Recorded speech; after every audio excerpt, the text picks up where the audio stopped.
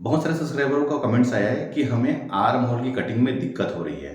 Deep गले में हम आर्म होल की तो कटिंग कर लेते हैं, लेकिन कॉलर वाला गला या बोट नेक या जिसमें गला पीछे पेक रहता है उसमें हम सही तरीके से आर्म होल का शेप नहीं बैठा पाते। उसकी वजह से क्या होता है, साइड में हमारे रिंकल्स और फुलाव या खिंचाव आता है। तो आज अपने वीडियो में मैं आप लोगों को डीप नेक और साथ ही पेक गला, कॉलर वाला गला या बोट नेक, इसमें हमको शोल्डर की कटिंग कैसे करना है उसके बहुत ही ज़रूरी टिप्स आप लोगों को इस वीडियो में दूंगा। तो वीडियो को आप लोग कंटिन्यू और पूरा जरूर देखें। चैनल में नए हैं तो चैनल को सब्सक्राइब भी कर लीजिए। वीडियो अच्छा लगे तो जाके लास्ट में लाइक का बटन भी जरूर दबा दीजिए। तो चलिए अब हम वीडियो को स्टार्ट करते हैं। देखिए मैंने एक कपड़ा ले लिया है। देखिए जो मैं अभी कटिंग करके बता रहा हूँ आप लोगों को आर्म होल की कटिंग, वो सूट में भी और ब्लाउज में भी आप इसी फार्मूले से कटिंग कर सकते हैं। तो मैं इसके पहले तो सबसे पहले मैं नीचे की साइड में एक सीधी लकीर खींच लेता हूँ। देखिए इसमें मैं ब्लाउज की लंबाई 14 इंच और इसका जो सीना है वो 38 इंच के हिसाब से बता रहा हूँ। आप इस फार्मूले से कोई भी साइज के ब्लाउज की या सूट की कटिंग कर सकते हैं। तो देखिए जैसे 14 इंच मैं इसकी लंबाई ले रहा हूँ तो इसमें 1 इंच प्लस कर देता हूँ। ये हमारी सिलाई मार्जिन होगी, यानी कि ये 15 इंच में मैं इसको ड्रा कर रहा हूँ। इसे मैं स्केल से सीधा खींच लेता हूँ। देखिए पहले मैं आपको डीप गले में शोल्डर की कटिंग और आर्म होल की कटिंग कैसे करना है वो बता रहा हूँ। तो जैसे 38 इंच सीना है तो इसका शोल्डर ले रहा हूँ मैं 5.5 इंच। ये डीप गले के हिसाब से बता रहा हूँ आप लोगों को मैं, ये ऐसे, और मैं इसे स्केल से सीधा खींच लेता हूँ। देखिए सीधी लकीर खींचने के लिए आप हमेशा स्केल का ही उपयोग करें। अब आते हैं इसके आर्म होल में। तो देखिए मैं इसका आर्म होल ले रहा हूँ 6 इंच, ये 6 इंच। मैं किस तरीके से कटिंग कर रहा हूँ आर्म होल का, उसमें आपको ध्यान देना है। अब आते हैं इसके सीना में। सीना जैसे मैं बता दिया हूँ आपको 38 इंच, 1/4 9.5 इंच और 1.5 इंच मैं इसमें सिलाई मार्जिन ले रहा हूँ। और इसका जो कमर हो गया 30 इंच, 1 इंच डॉट के लिए, और जैसे 1.5 इंच मैंने ऊपर लिया है ढीला टाइट करने के लिए, वैसे नीचे की ओर मैं ले रहा हूँ। ये देखिए मैं इसको डीप गले के हिसाब से बता रहा हूँ पहले, उसके बाद मैं आपको कॉलर वाला या पिक गले में हमको आर्म होल की कटिंग कैसे करना है वो बताऊंगा। तो देखिए मैं हमेशा यहाँ से एक तिरछी लकीर खींचता हूँ, आप लोगों को तो मालूम ही है। अब क्या करना है, यहाँ पर से 1 इंच में आप ऐसा निशान लगा लीजिए। उसके बाद जहाँ पर हमने 1 इंच में निशान लगाया उसको इस कॉर्नर में हमको नाप लेना है। तो ये हमारा आ रहा है 3.25 इंच। इस साइड भी आप 3.25 इंच में ऐसा निशान लगा लीजिए। देखिए इसी पार्ट में ही हमेशा फिटिंग आता है, इसी पार्ट में हमेशा सलवट या रिंकल्स आता है, फुलाव आता है। तो यहीं पर से हमको इसकी कटिंग सही तरीके से करना है। तो देखिए सामने पार्ट की गहराई यानी जिसको हम खांच भी बोलते हैं, मैं इसको अंदर वाली जो तिरछी लकीर खींचा हूँ उससे मिलाते हुए जहाँ पर 1 इंच मैंने निशान लगाया है उसमें लाके मिला दूंगा। तो देखिए मैंने इसको यहाँ पर लाके मिला दिया है। समझने वाली बात यह है कि इस कॉर्नर से यहाँ पर ये 1 इंच में होना चाहिए, जैसे ये 1 इंच में है।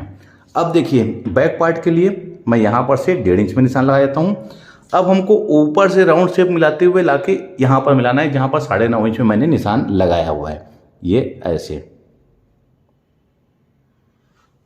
तो देखिए ये बिल्कुल परफेक्ट एक शेप आर्म होल का हमारा तैयार हो गया है। आपको इसी तरीके से ही हमेशा आर्म होल की कटिंग करना है डीप नेक में। देखिए मैं भी 38 इंच सीना के हिसाब से बताया हूँ और गला इसका समझ लीजिए 9 इंच 10 इंच गला डीप है। इसके हिसाब से मैंने इसकी आर्म होल की कटिंग बताया है कि आपको इस तरीके से करना है।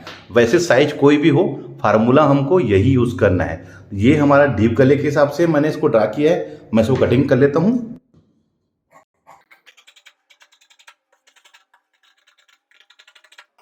तो देखिए ये हमारा डीप गले के हिसाब से इसका आर्म होल की कटिंग हो गई है।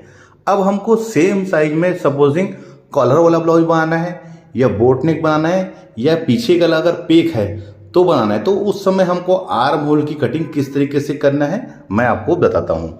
तो देखिए इसके लिए भी मैंने अलग से ये देखिए कपड़ा ले लिया है। इसमें भी मैं सीधी लकीर यहाँ से खींच लेता हूँ जिससे कि ये यहाँ पर सीधा हो जाए हमारा। अब देखिए जैसे ब्लाउज की लंबाई मैंने 14 इंच लिया था, यानी कि 15 इंच में ड्रा करूंगा इसको मैं इसको 38 इंच सीना के हिसाब से ही बता रहा हूं आप लोगों को। जब भी हम कॉलर वाले ब्लाउज की अगर कटिंग करते हैं या बोट नेक या पेक गला की कटिंग करते हैं तो उस समय हमको जिसका ब्लाउज है, जिस कस्टमर का, उसका हमको शोल्डर लेना जरूरी रहेगा। तो देखिए, मान लीजिए हमने उसका शोल्डर लिया है 15 इंच 38 इंच सीना में, तो ये मैं 15 इंच ले रहा हूँ।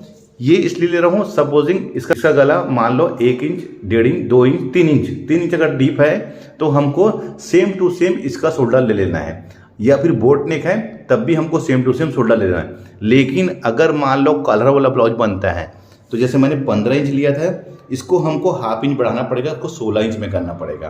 ध्यान रखेंगे 16 इंच में, क्योंकि इसमें हाफ इंच हमारी सिलाई रहेगी, गला उसमें बिल्कुल भी फैलेगा नहीं। इसकी वजह से हमको जो भी मेजरमेंट लिए हैं उससे हमको आधा इंच हमको बढ़ाना रहेगा शोल्डर का।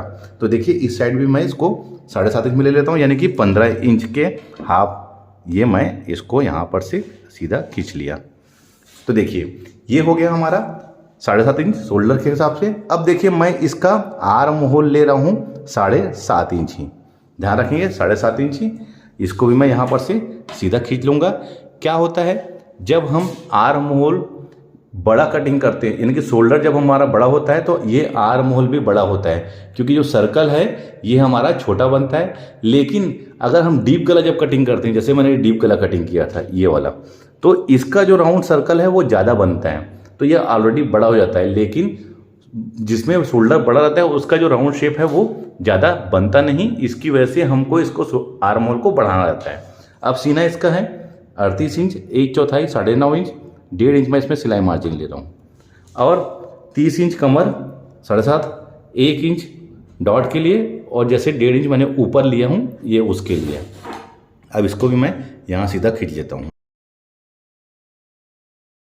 अब देखिए, अब समझने वाली बात है इसमें, मैंने जैसे डीप गले में जब इसकी कटिंग किया था, ये वाली कटिंग, तो मैंने इसको हाफ इंच अंदर की ओर लिया था।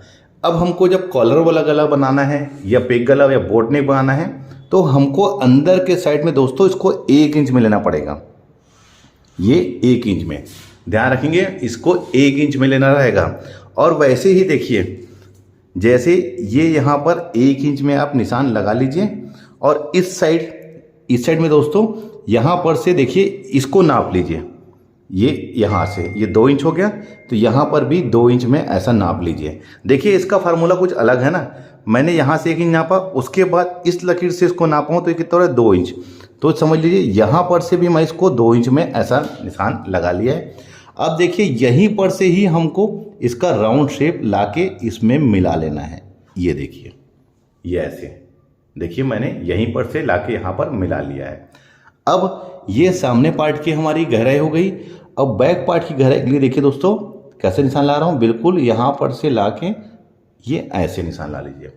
तो देखिए ये हमारे कॉलर वाले ब्लाउज में या बोट नेक ब्लाउज में इस तरीके से हमको आर्म होल की कटिंग करना है। ध्यान रखेंगे मैंने किस तरीके से इसको ड्रा किया है, आपको इसी तरीके से ही ड्रा करना है। तो चलिए मैं इसको भी कट कर लेता हूँ।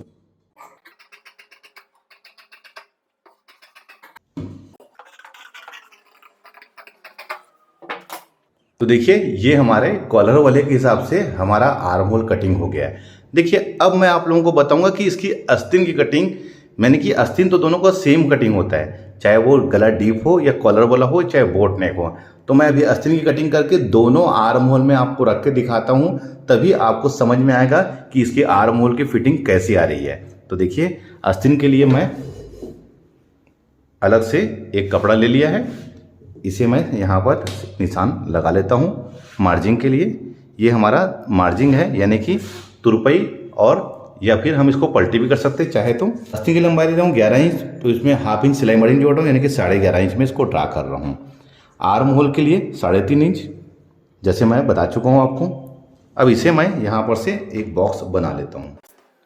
38 इंच सीना में इसका आर्म होल होगा, आस्तीन का यानी कि 7 इंच, 1.5 इंच मैं सिलाई मार्जिन ले रहा हूँ।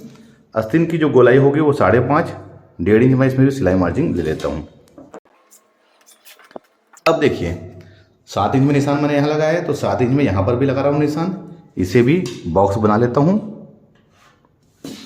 अब इन दोनों का सेंटर लूँगा, तो सेंटर हो जाएगा 3.5 का 2.25 इंच, ये 2.25 इंच में यहाँ पर भी निशान लगा लिया। अब देखिए 7 इंच का हाफ हो जाएगा 3.5 इंच, ये हाफ कर लिया 3.5 इंच में। और यहाँ पर भी 7 इंच का हाफ हो जाएगा 3.5 इंच। इसे भी बॉक्स बना लूँगा। आस्तीन का सही शेप निकालने का ये बहुत आसान तरीका है दोस्तों।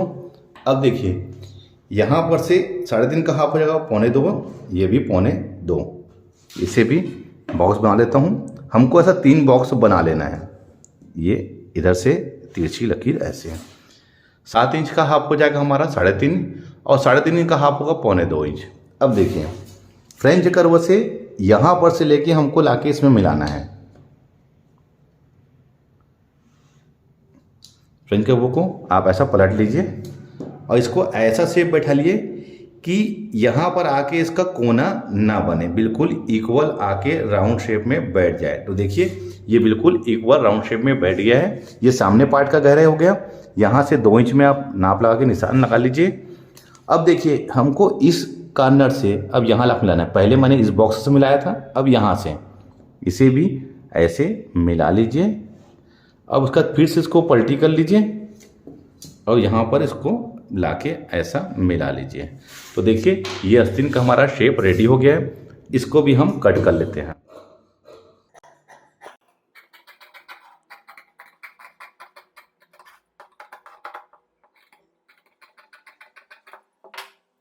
देखिए इसका शेप रेडी हो गया है। अब मैं आप लोगों को दिखाता हूं दोनों गहराई को रख के। तो देखिए ये हमारे 38 इंच सीना में डीप गले के हिसाब से मैंने आर्म होल कटिंग किया था। तो देखिए अब मैं आपको इसको रख के दिखा रहा हूं।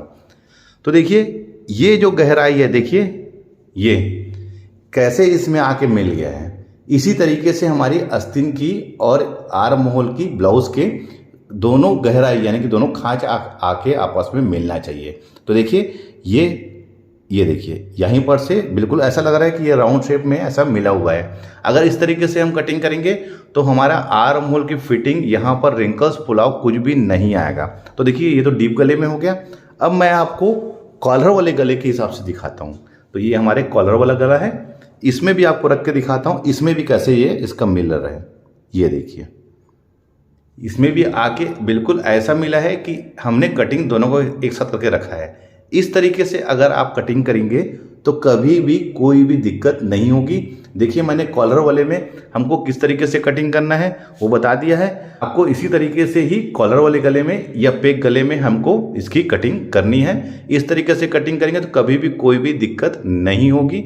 ये तरीका बहुत ही आसान तरीका है, आपको कोई भी दिक्कत नहीं होगी, दोनों में कोई परेशानी नहीं होगी। बिल्कुल आप बिंदास इस तरीके से कटिंग करिए। उम्मीद करता हूँ यह वीडियो देखकर आपको पैक गला या कॉलर वाले गले में आर्म होल की कटिंग कैसे करना है और डीप गले में आर्म होल की कटिंग कैसे करना है, आस्तीन को मैंने दोनों में रख के आपको दिखा दिया है कि ये कैसा मिलना चाहिए। जो अच्छा लगा है तो लाइक का बटन दबा दीजिए, शेयर करें। तो मिलते हैं अपने किसी ऐसी जानकारी भरे वीडियो में। जब तक के लिए take care, thank you for watching, जय हिंद।